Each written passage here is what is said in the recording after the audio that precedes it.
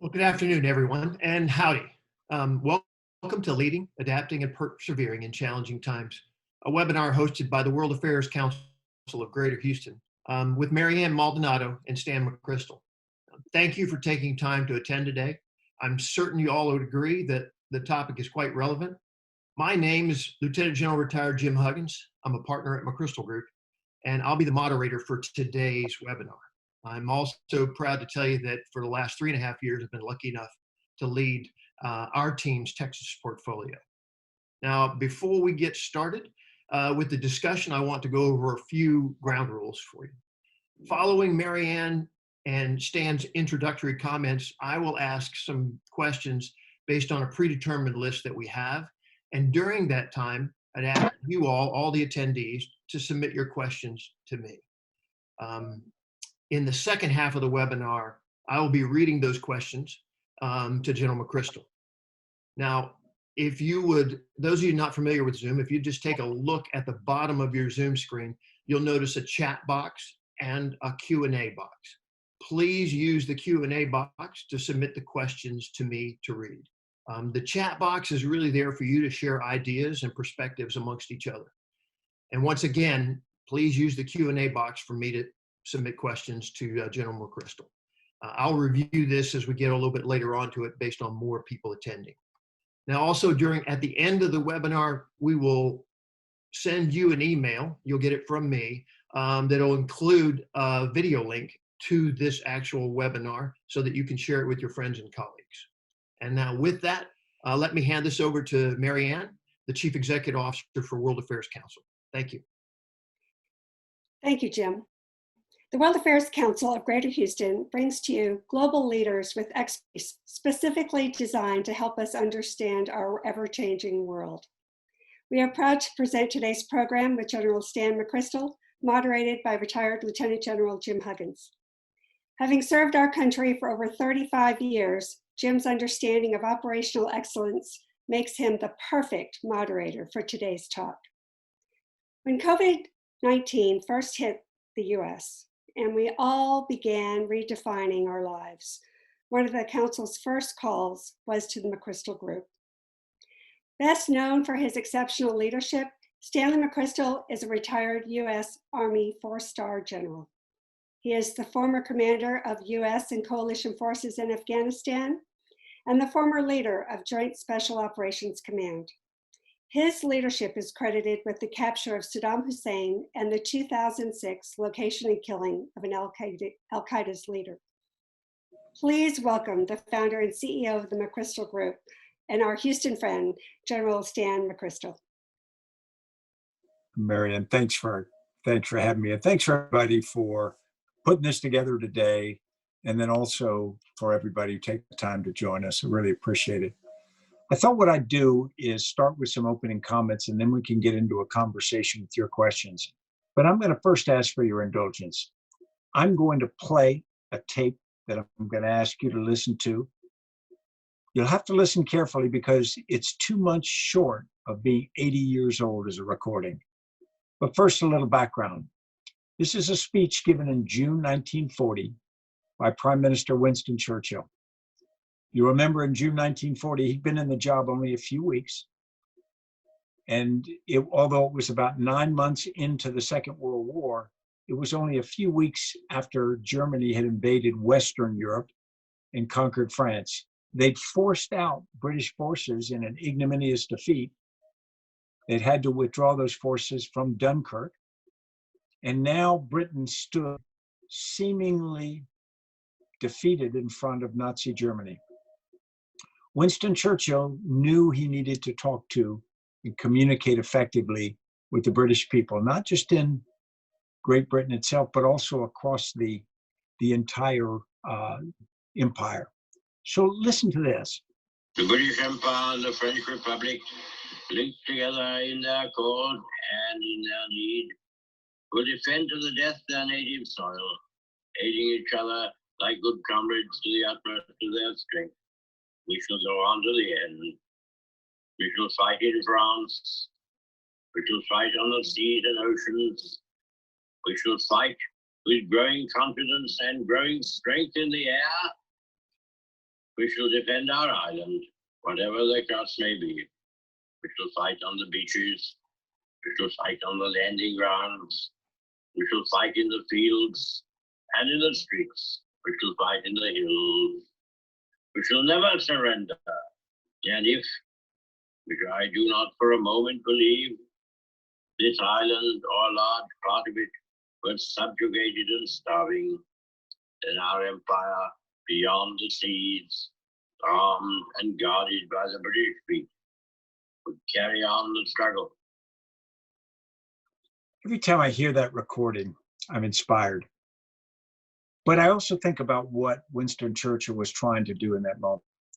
First off, he was brutally honest with the British people. He did not say that the war was won or near won. He did not say that it would be easy. What he did was he said, it's going to be hard. We're going to have to fight our way through a long struggle, and it may get much more difficult. Things like fighting on the beaches, fighting in the streets. Those are images which mean sacrifice for the British people. But at the same time, he also communicated absolute commitment. What he said was, we'll never surrender. And he gave a vision of the future. He said, we'll come through this. Whether or not we suffer more defeats in the near term, in the long term, our empire and our other allies will come forth to ultimate victory. As some of you may know, I'm an enthusiast for the Alamo. Since I was a kid, I've been fascinated by it. I've been visited like 50 times. I've dragged my wife through every part of it. Even did part of a documentary there last fall. And I think about the same sort of thing. You get people making a commitment. Like for Texas independence, they made a commitment. There was no idea that it was going to be easy or cheap. The idea was it would be hard, but it was ultimately necessary and it was worth it. And if people would make the sacrifice, they'll see it through. There was a crisis then. We're in a crisis now. Many of you have been through crises before of one kind or another. For most of us, this is our first pandemic. We've always known a pandemic could occur.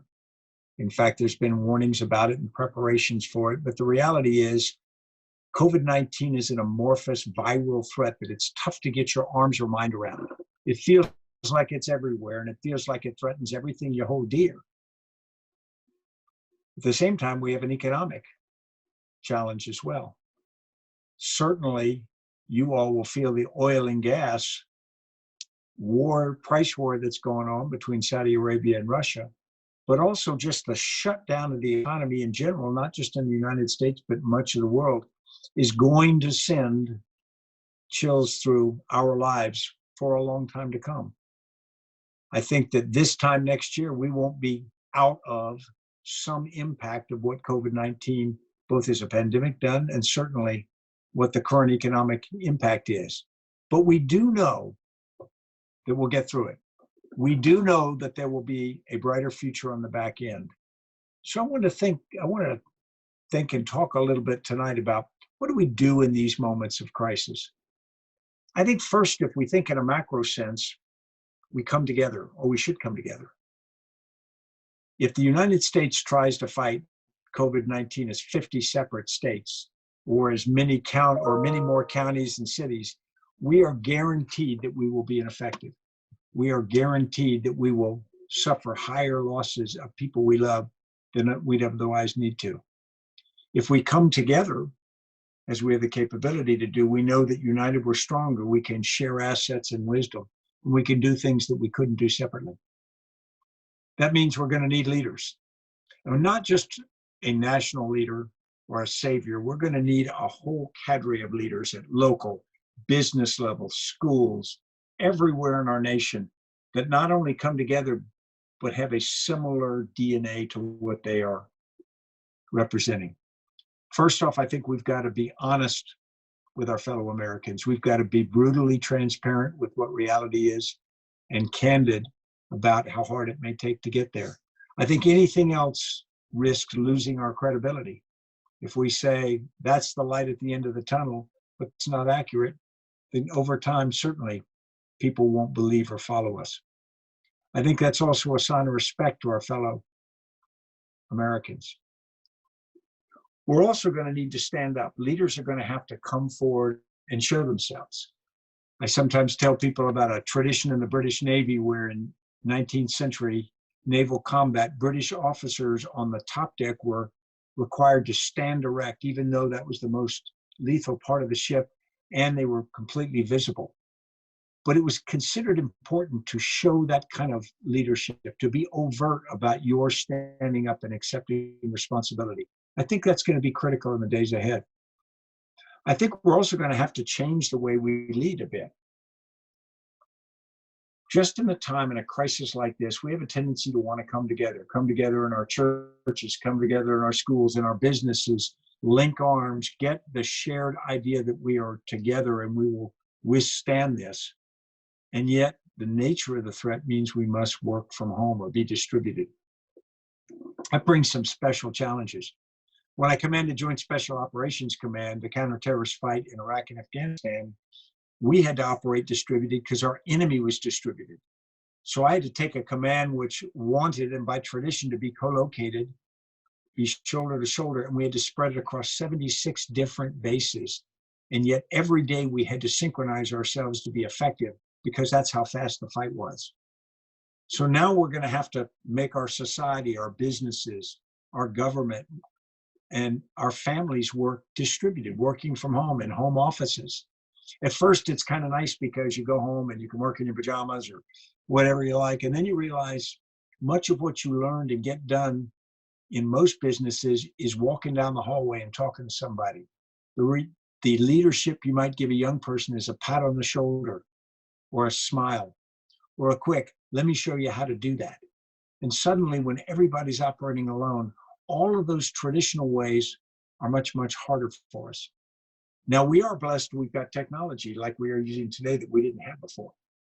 But what I found when JSOC had to operate distributed is we had to think more about it. We had to be more intentional. We had to communicate more than ever before. And we had to be disciplined in our communication more often on a scheduled basis, bring the organization together, give them a clear picture of what's happening, also get from them a clear picture from what's happening, and also try to give some inspiration. Remember that before you might walk through an organization, if you're the leader, you got your tie on straight and your hair combed, and they are supposed to admire your leaderlessness. But the reality is now you've got to communicate very genuinely through what is kind of an awkward medium sometimes, this digital medium. You have to commit honesty. You have to commit commitment. You have to show commitment to them. You've got to show humility because you don't have all the right answers, particularly in an uncertain time like this. So what we've got to do is be willing to be virtually vulnerable. And that feels kind of funny because you're not even often seeing all the people who are seeing you, but you've got to project either to a screen or a camera what you want people to get from you. I think that takes a tremendous amount of honesty on the part of leaders right now, not manipulation.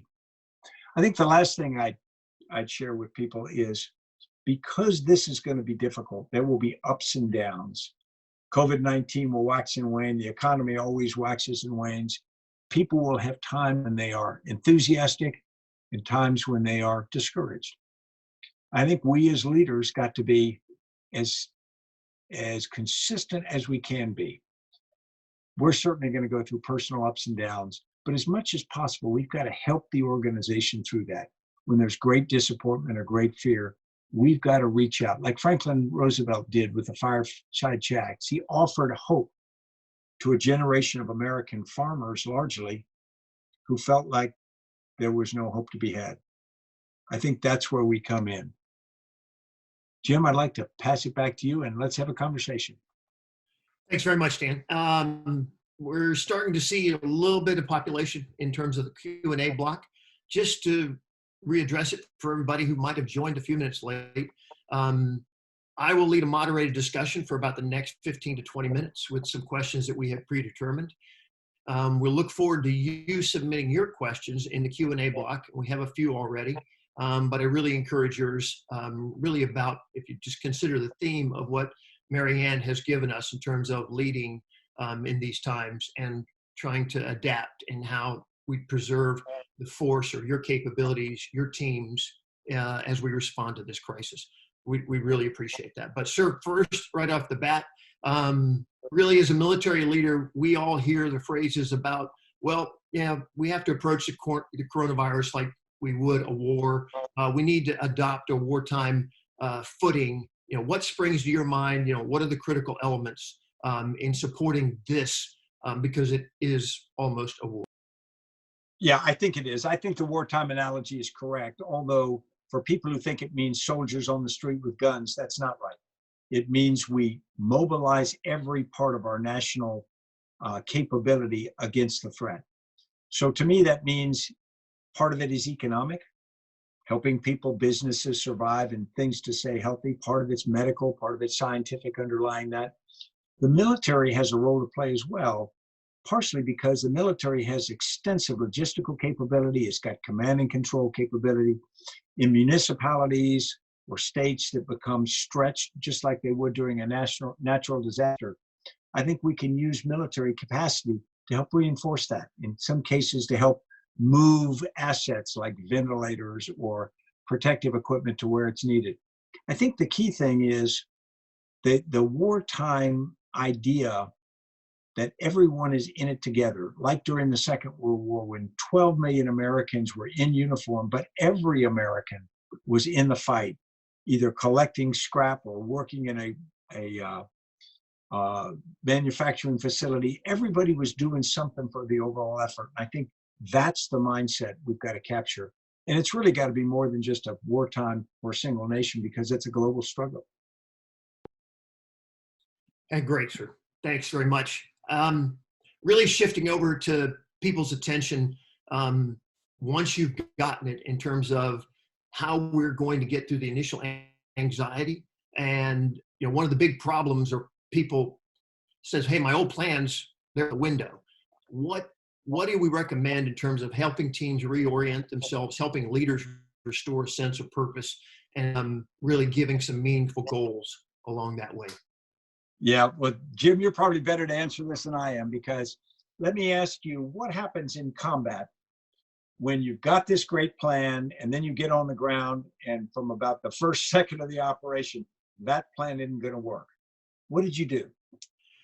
You depended on those that worked with you. And I'd say they were teammates, because we all trained and we all understood what our mission and goals were, and really kind of letting go and letting them take charge and handle the situation, because they're closer to the problem and the challenge. In our world then, we always said you were going to win or lose the firefight at that 5-person team level in the first 30 seconds. There was nothing I was going to do as a general that was going to impact that outcome that I didn't already do beforehand. And I think that application in the corporate and business world, sir, goes equally as well. It is, whether it's a wellhead, whether it's in an ICU, or whether it's at a sales front, those people close to those, if you've done your part as a leader, will respond and do so very, very well. Yeah, I mean, Jim, you nailed it. I often tell people the story of Horatio Nelson, the British admiral at the Battle of Trafalgar in 1805. And what he was famous for doing was calling his captains the entrepreneurs of battle. And his basic mode of fighting was to try to create chaos, but then have leaders, subordinate leaders, who thrived in chaos. And so he gave a famous order the night before Trafalgar. He says, no captain can do very wrong if he brings his ship alongside that of the enemy. So he's basically saying, I know that the plan's not going to work. I know that we're going to get in a very confused environment. If each of you understand what we're trying to do in general and use your best judgment, we'll be in good shape. I think it couldn't be more true, because senior leaders sometimes fall in love with their plan. They say, okay, I've got this plan and strategy, so it's got to go this way. It doesn't. It has to go whatever way works. And as long as everybody understands what you're trying to accomplish, and then you're willing to give them enough flexibility to do that, I think you often get a much better outcome.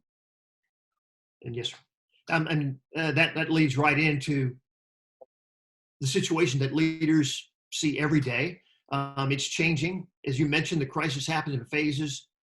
Those leaders have to prepare for the fact that their strategies might need to be altered day to day? How can they look forward and perhaps set their teams up for success in that? Yeah, that's a great one.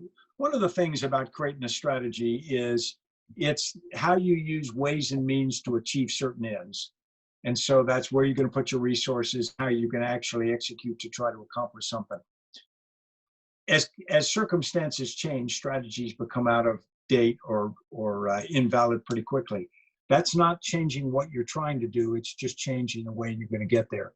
I think one of the things leaders can do is build a very flexible strategy, but pressure test it before they begin. The military very much likes to do what we call war games. And those aren't entertainment. What they are is you take a plan, a strategy, and then you have an opposition to it. And you go through almost a game to see whether the enemy can defeat your plan. Often you'll find out your plan defeats itself. But even if you don't find that out, you find out all weak points in the plan. And it allows you to make your plan more resilient. It allows you to identify what we call branches and sequels, which are things you can do to adapt the plan as it goes.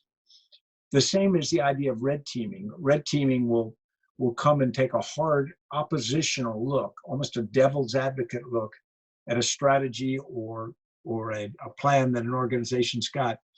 And with people who are willing to do a very honest look at red teaming, you'll find things that almost you've gone blind to because you've fallen in love with your plan, and it can make it much stronger.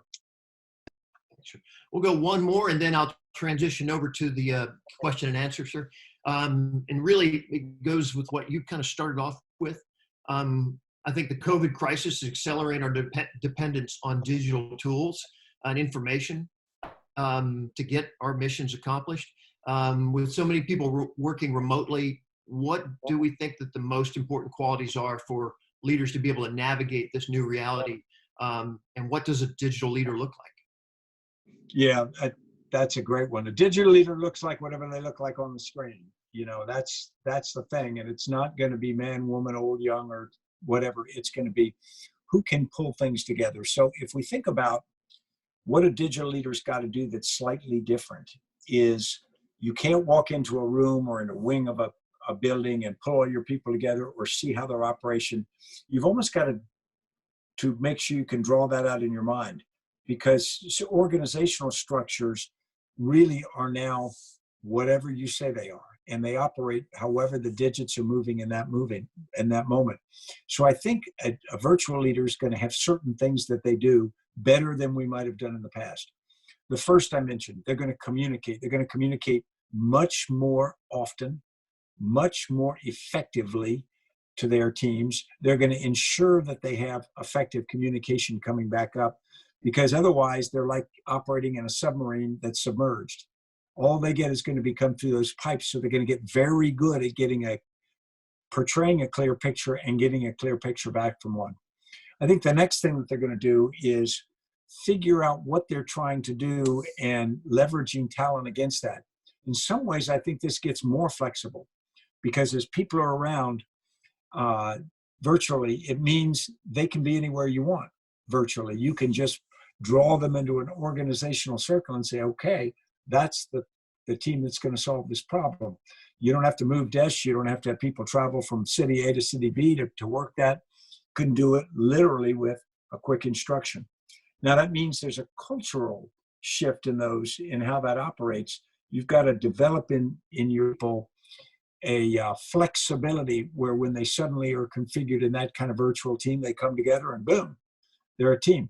There's some social norming that occurs and must occur, and video is going to be very important for this.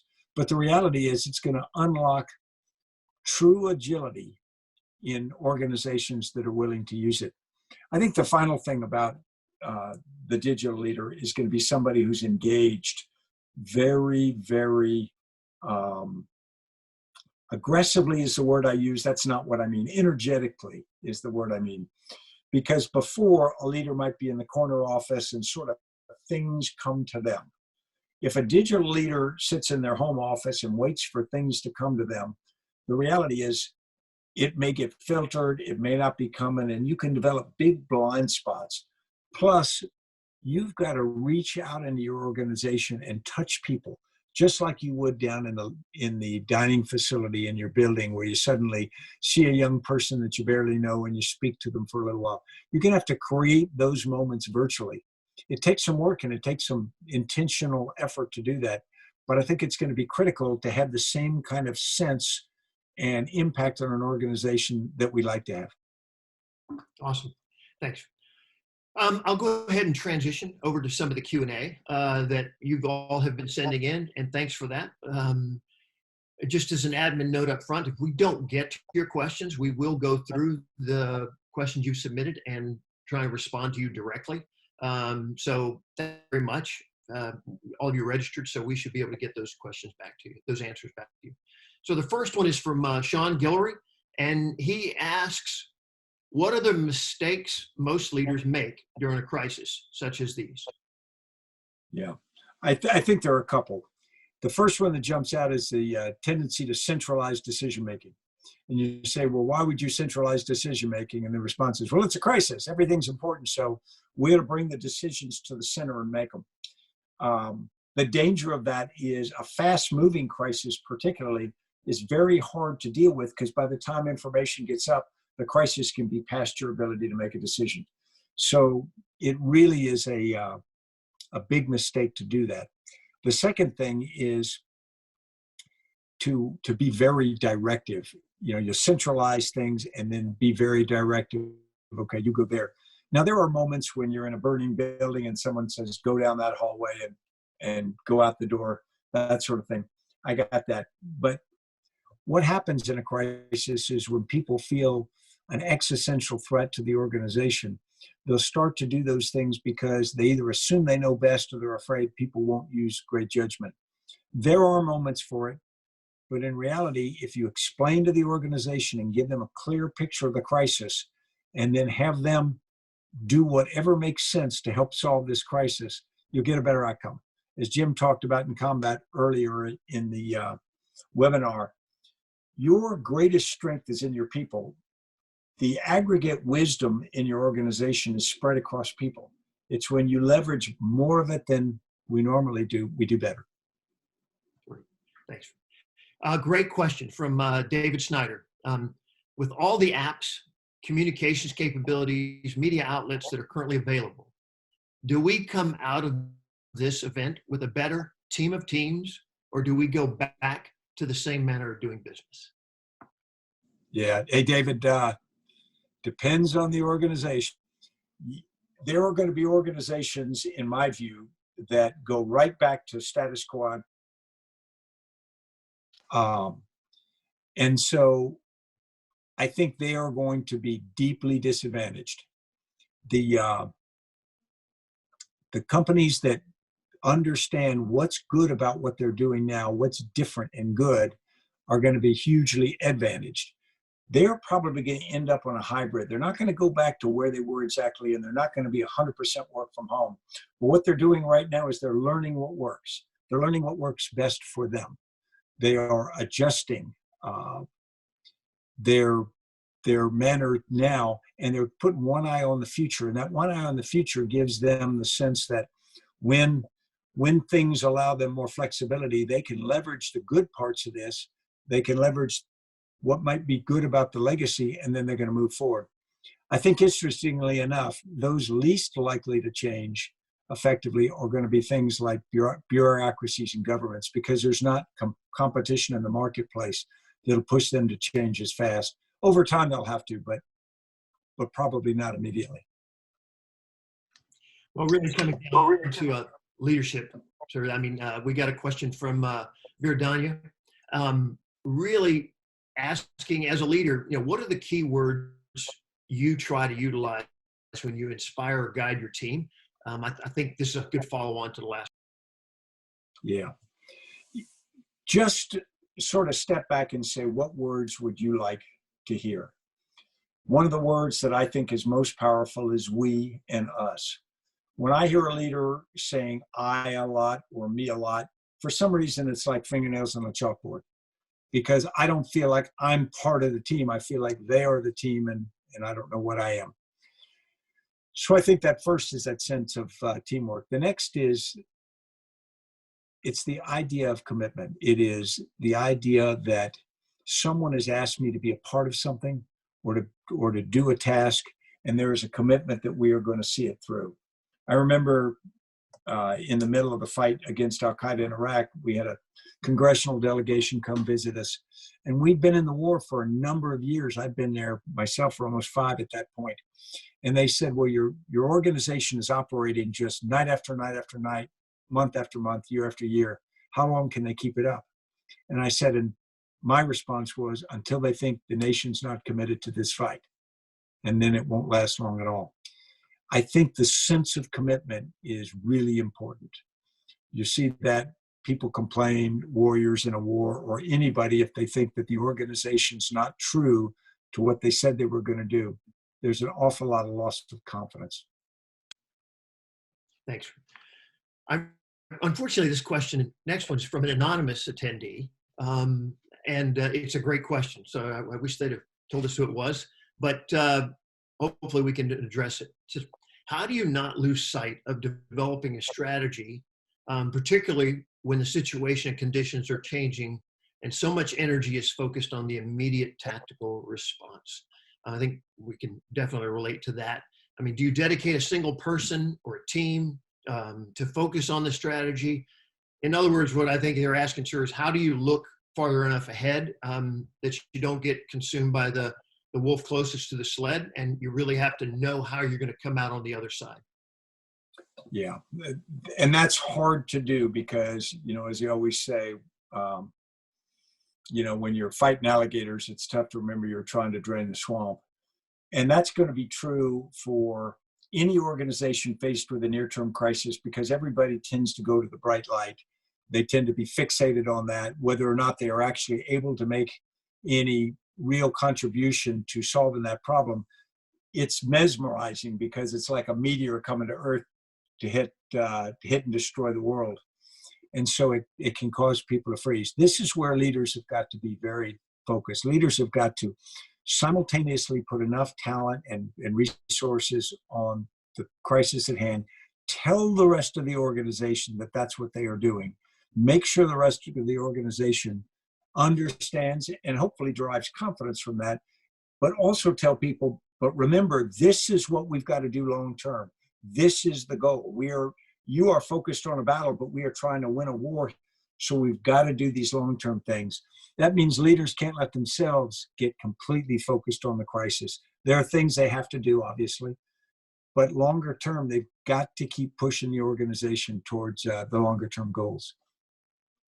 Sir, along that same line, Quinn Coburn asks, for leaders whose organizations are at a halt, how would you recommend keeping the morale up? How do you keep people from feeling like they're beaten, and how do you energize them to get back to work after the COVID-19 has passed? Yeah, it's interesting. I think people have a desire to work. I think people have a desire to work on things that both interest them and feel important. They feel like they're doing something good. But I also think not working can be habit forming. If you think about it, we all come home now. If we don't have a pretty disciplined lifestyle, if we don't put a routine in, pretty soon we start slipping pretty badly. So I think that a leader with a workforce that is really not able to do much work right now, either they're furloughed or laid off, or maybe they're not either of those, but there's just not much work they can do because of the nature of the business. They've got to keep them engaged. You've got to reach out to them. You've got to do those things. Either it's leadership development, professional development, training, schooling. This will pass. Young people may not know that because it may be their first crisis, but they have to be told, we don't want to waste a minute here. And it's going to take really energetic leaders. The hardest time to get soldiers to dig foxholes or march long distances is when they're tired. And that's natural because it's hardest to motivate us when we're tired or discouraged or we don't think it makes a difference. But that's where leadership has got to reach in, give people the reason for it, lead by example. And then sometimes you also got to lean on people. I mean, all of us have needed leaders who were harder on us than we wanted to be in the moment. And I'm thankful for having had some. As am I, sir. As am I. John Dearborn comes up with another great question. With this novel enemy, how would you advise leaders to assess the risks of this unique environment? And are some unique factors from our military experience that teach us what we need to reconsider in this circumstance? Yeah, no, it's there are a lot of things. I mean, we used to deal with this problem. When do you have soldiers wear body armor? When do you have soldiers wear helmets? And you say, well, all the time. Well, if you're walking mountains in Afghanistan to 12 or 14,000 feet, it's not practical to wear body armor. Human body doesn't want to do that. So leaders have got to make decisions, and in some cases push those decisions down to lower level leaders because they're going to be able to fit it to the situation there then. But you have to go down to those lower level leaders and explain the context. They need to understand COVID-19 well enough so that they don't rationalize away the threat. You know, sometimes we're all guilty of this. We want to do something really badly, so we make the facts fit what we want. We want to go to the beach, so we say, you know, the wind stops COVID-19 from infecting anybody else. If science says that, fine. If science doesn't say that, we can't make the science fit our desire. But there's that natural temptation to do that.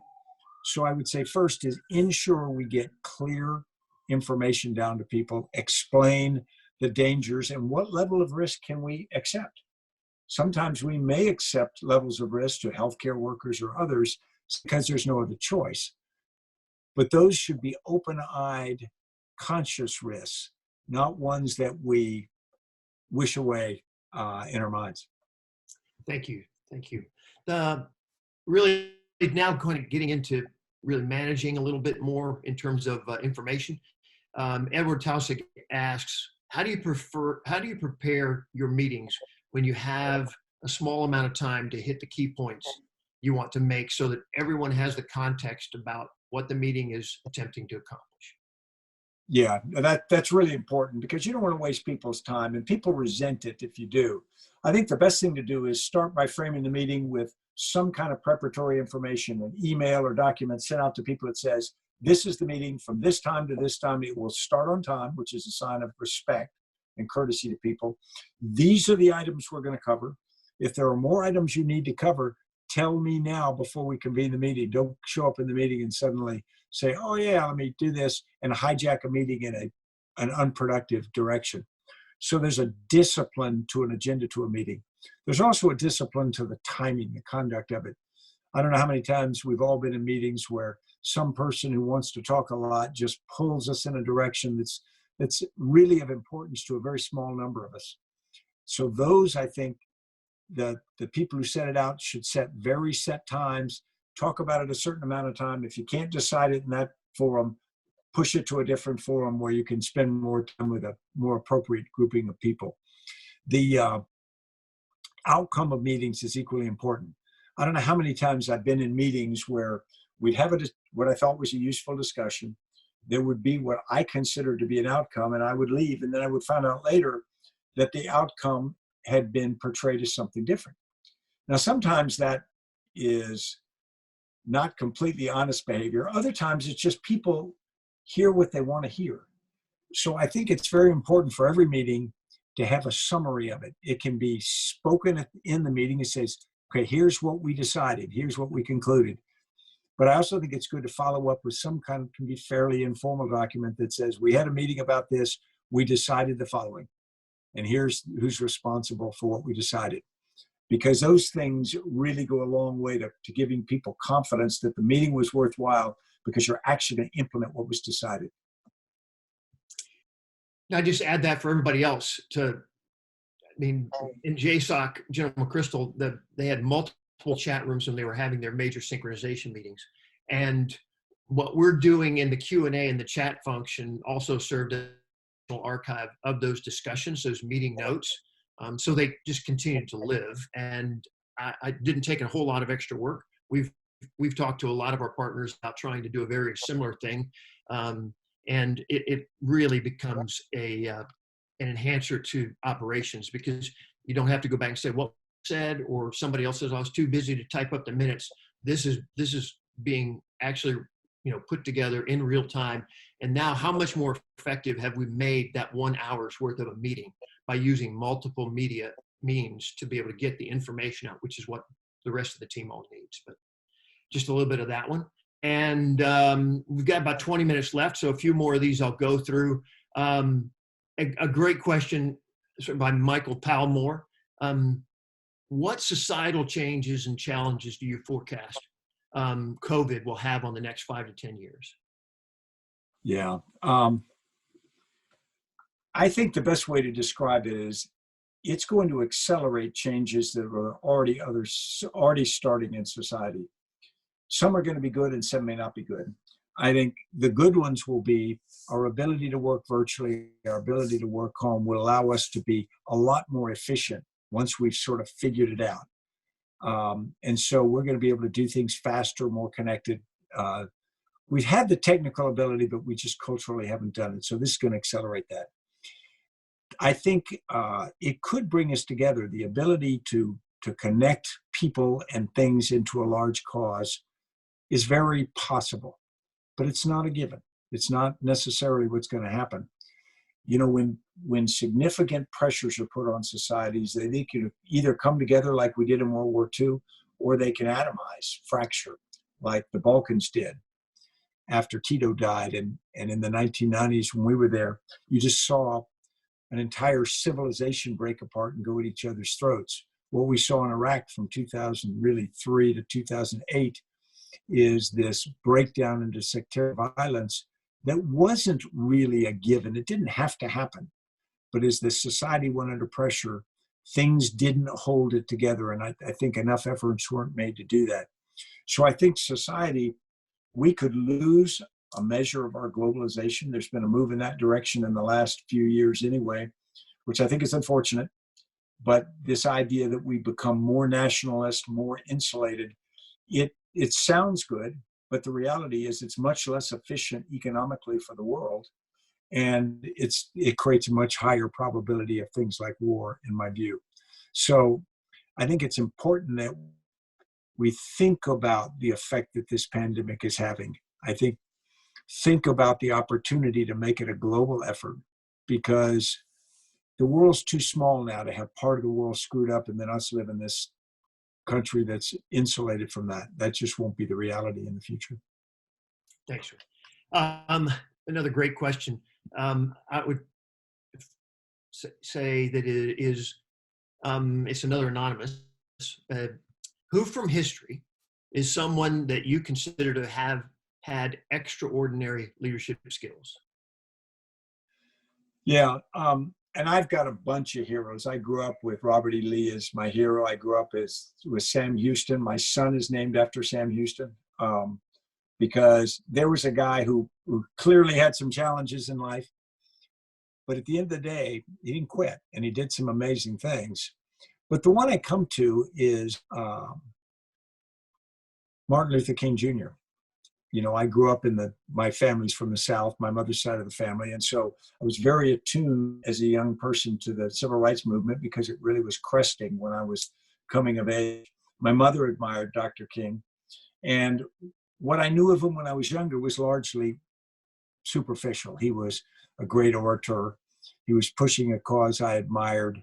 He was pushing for nonviolence. But as I studied him more and wrote about him in the last book we did, I learned he was actually a great leader. He was never elected, never appointed to things, but he pulled together this really diverse civil rights movement against great pressure, resistance, and against sort of tepid support in many times from the rest of the nation.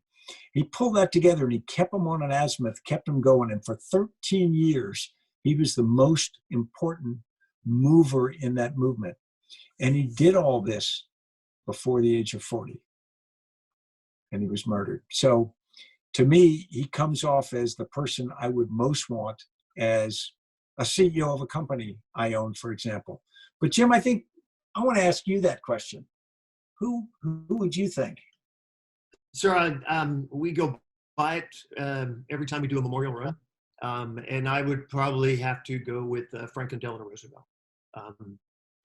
in terms of his contributions over the year, the stature of him having to overcome some personal tragedy and challenges, and then 4 terms through the Great Depression, through the Great War, and then it getting cut short. And then I would also want people to understand that, you know, whatever we are in life, our families are still quite important. And for Eleanor to be able to take his place and be a first lady, of which there's a statue here in the city for, I think that just says a lot about Franklin Delano Roosevelt all around the way, sir. And it's one of my best memories as we're able to move through. But thanks for asking.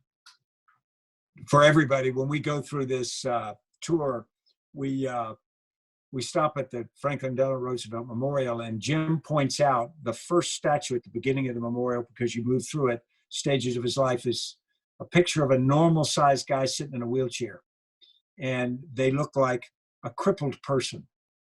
But by the time you get to the end of it, they've got a larger depiction of him, still in a wheelchair, but covered with a cloak, because they're basically telling us he was such a personality and such a force that the fact he had a physical ailment was irrelevant. That didn't in any way limit his ability to be the kind of leader that's affected all of us. So I'm always pretty motivated by that one. Thanks, Jim. Sir, we'll probably have about 2 more questions and we'll give it to a wrap up. But Doug asked, in time of crisis, what advice do you have for subordinates to support their leaders? And how do you lead from the middle? Yeah, Doug, this is a challenge. But the first one is, if you want to help, start by being a good follower. Think of those things which would be most helpful if you were in the leadership position. And sometimes it's being just very willing to do whatever's necessary, being willing to respond, even if something you're asked to do in the very short term may be beneath you or something. I'm very appreciative in a time of crisis when subordinates just go, whatever you need, I'll do that. Now, that's normally in that first phase.